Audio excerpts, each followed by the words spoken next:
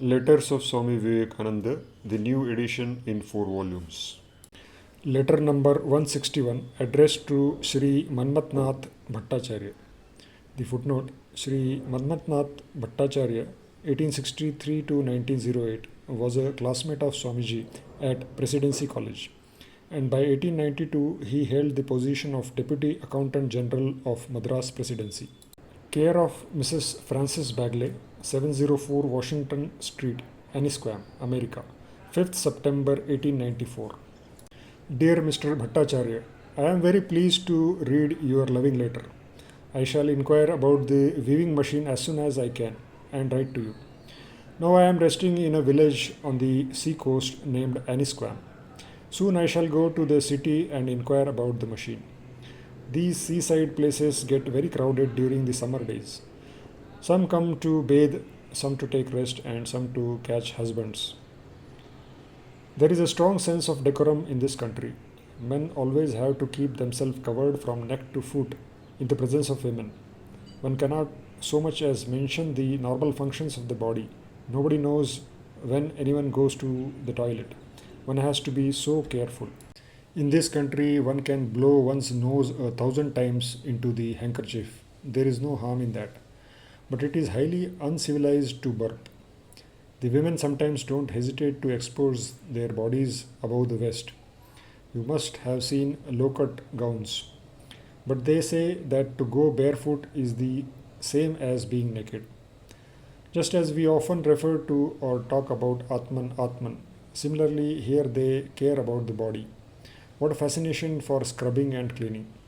One who fails to do so has no place in the society. They equate our method of cooking using cow dung fuel and eating on the floor with the porcine habit of eating. They say that the Hindus have no sense of disgust and that, like pigs, they eat filth and cow dung. The word cow dung is taboo in English. On the other hand, here, so many people will drink water from the same glass without thinking of washing it, and they generally do not wash things, utensils, etc. before cooking. But should the clothes of the cook be a little dirty, they would throw him out. The tableware is all spick and span. Moreover, they are the richest people on earth. What to speak of their enjoyments and luxuries? In Rajputana, they imitate the Mohammedans in their mode of dining, which is on the whole good. They sit on a low seat and place their plate on a low table. Whereas in rural India, they sit on the earthen floor, which is plastered with cow dung and filth. They eat on a banana leaf. How disastrous that would be if the leaf gets pierced. The Hindus did not know much about clothes or food.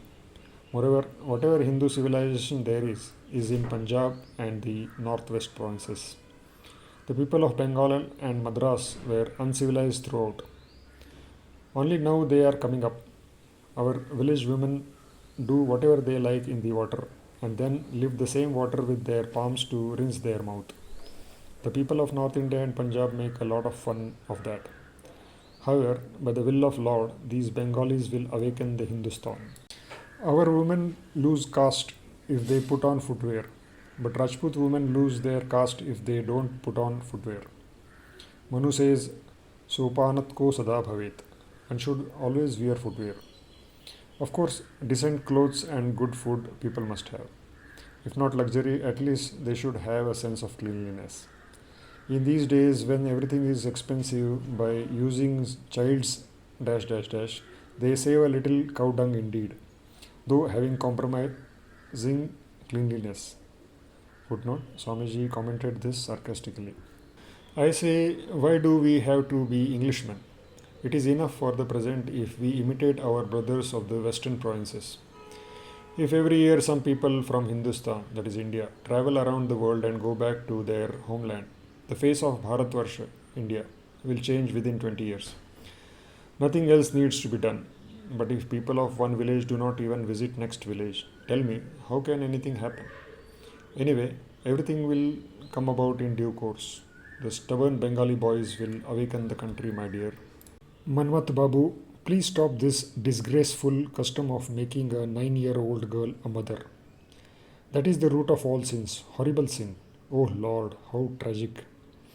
It was our own fault. When the government wanted to pass a law to stop it, our worthless people raised a terrible outcry. I say if you don't stop it yourself, then the government will naturally intervene, and that is just what they want. People of entire world ridicule us. You remain confined to your homes in India, but the world is disgusted with you. How far can I quarrel to defend India? Oh, mother. Being a father, being a mother, they let their 10-year-old daughter sleep with an old monstrous husband. Oh, Lord. Can there be any punishment without sin? Karma phala, that is the result of one's own deed. Unless they are such a horribly sinful race, how is it that they have been trampled under boots and brooms for 700 long years? Oh, Hari. Anyway, just as in our country, the parents undergo a lot of troubles for the marriage of their daughters, here the girls undergo the same troubles. The parents only a little. It is the task of the girls to find their grooms. I am now associated with these people, they say, in all their matters. I am, as it were, a woman among women, and therefore I have seen and I am seeing all their affairs. Giving parties, going to balls and jalasangat, watering places. Footnote: watering place means a health or recreational resort featuring mineral springs or bathing, from Merriam-Webster. Footnote ends. Everything is fine, but amidst all this, the young women in their minds scheme to catch husbands. They hang around the boys.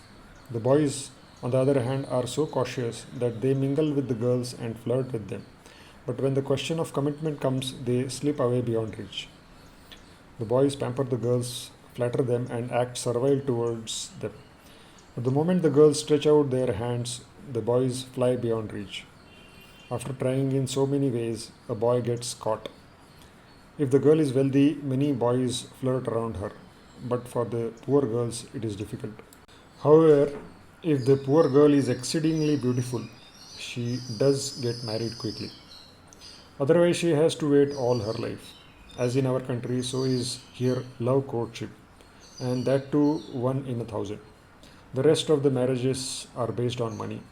After that, quarrel, and then get lost, and finally, divorce. Our girls don't have that option. To hang oneself is the only way out. It is the same in all countries. But here they work out things themselves, whereas in our country we find a match through our parents. The result is same in both cases. However, American girls these days do not want to marry. In the Civil War, a large number of men were killed, and so women started doing all kinds of work. And since then, they do not want to give up whatever rights they have acquired. They earn their own living. They say, it is of no use marrying. But if I truly fall in love, then I shall marry. Otherwise, I shall earn my own living. A son has to earn his own living in order to marry, even if his father is a millionaire. He cannot marry while he is dependent on his father's money. This is what the girls want these days. Here, when a son marries, he becomes like a stranger to his own family. After marriage, the girl brings her husband into her home, like a son in law. The man visits his wife's father's home frequently, but rarely his own father's home. He is, however, scared of his mother in law having a sway on him. In this country, money flows like a river, abundance of knowledge, deluging physical beauty, salubrious climate. Here they know how to enjoy this world. The kind of furniture that is there in the houses of middle class families here may not be found even in the houses of the big lords in Europe. Some of the big princes of Europe who are not so wealthy come to this country to marry. But Americans in general do not like it. However, many rich and beautiful girls fall into the pseudo glamour of title and status. It is very difficult for American women to live in Europe. The husbands of this country are very submissive to their wives. In Europe, wives are submissive to their husbands. This the American women do not like. Here, in everything that they, that is the women, do, men have to say Jo Hukum, as you wish. Otherwise, they will lose their status. The women of America are very obsessive about sentimental love. When I first came here, many of them used to come to show their love for me. But soon they realized that this is a new type of animal who doesn't care for such love. Thenceforth, they do not dare to show such love. Now they respect me very much. I make them all call me either father or brother. If they come to show such love, I don't allow them to come near me. And gradually they have all been straightened out. They are not to blame, for such is their obsession with love. You see, these padris, many in this country indulge in that sort of love affair, and so they have money. Had I also indulged in such love affairs, I too would have heaps of money. As during my earlier days, the women of the entire country came to show such love to me. Ram Ram. The padres here are very unprincipled, very eager to invite sinners into hellfire. Of course, a few of them are very good. Yet I say there is a wide gulf between our position and theirs in that regard. Anyway, Hari Bol Hari, Narayan Narayan. That love affair is such a thing that the day I indulge in it, that very day my spiritual power would be ruined. I have a great reputation among the women of this country. I have not yet seen a single unchaste girl among the unmarried. It is either a widow or a married woman who turns unchaste. The unmarried girls are exceedingly pure, for they have great hopes.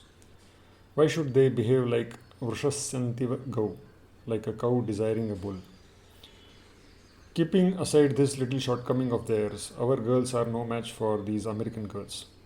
In India, you see those skinny Western women, like old dried mango slices. They are English, and they are an ugly race among the Europeans.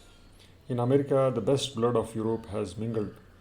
The American women are very beautiful, and how they take care of their beauty. And in India, if a girl from the age of 10 starts giving birth to children as frequently as defecation, how long will her beauty last? Damn nonsense. What a terrible sin. Even the most beautiful woman of our country will look like a black owl here. Of course, the women of Punjab have well drawn features indeed.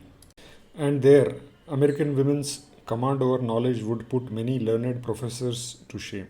Nor do they care for anyone's opinion. And their virtues, so kind, so pious. Think about it. If a scholar of this country goes to India, nobody would even touch him. Yet here in the homes of prominent families, I am allowed to do as I please, like their own son. I am also like a child. Their women shop for me and run errands for me. I just have written to a girl, that is Mary Hale, for information about your weaving machine. She will collect all the information and send it to me carefully. Again, a phonograph was to be sent to the Maharaja of Khetri. The girls, that is Hale and McKinley sisters, managed the whole affair very well. Ram Ram. It is like the difference between heaven and hell. They are the goddess Lakshmi in beauty and the goddess Saraswati in virtues. It, that is the culture, could not have been achieved only through the study of books. I say if you can send some men and women to see the world, only then will the country wake up. Otherwise, through the reading of books, etc., that culture cannot be achieved. The men here are really capable of earning money. Where others do not see even dust, they see gold. Whoever will leave India and visit another country will do great good to himself and to the country. Keeping aloof from the community of nations is the only cause of the downfall of India. Since the English have come, they are dragging you into communion with other races, and you are visibly rising again. Even one that comes out of the country confers a benefit to the nation. For it is by doing that alone your horizon will expand. And as women cannot avail themselves of this advantage, they have almost made no progress in India. There is no station of rest. Either you progress upwards or you go back and die out. The only sign of life is onward and forward and expansion. Contraction is death. Why you shall do good to others? Because that is the only condition of life. Because thereby you expand beyond your little self and live and grow. All narrowness, contraction, selfishness is simply slow suicide. And when therefore a nation commits that fatal mistake of contracting itself, and thus cutting off all expansion and life. It must die. You must mix with other races freely or die. Women similarly must expand forward or become idiots and soulless tools in the hands of their tyrannical lords.